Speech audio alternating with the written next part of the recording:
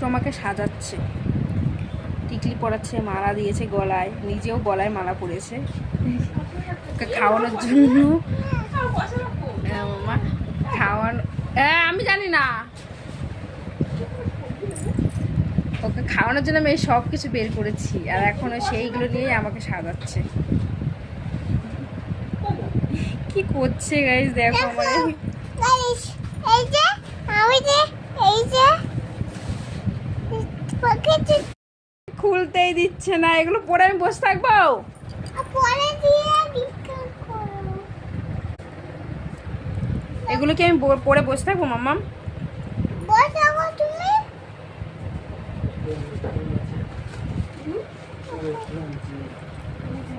কি করছে আমার চুলটারে নিয়ে দেখো।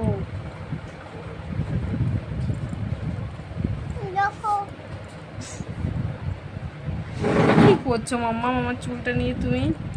কি করছো না? টিকলি পরাতে হবে না, এই তো আমি মালা দিয়েছি।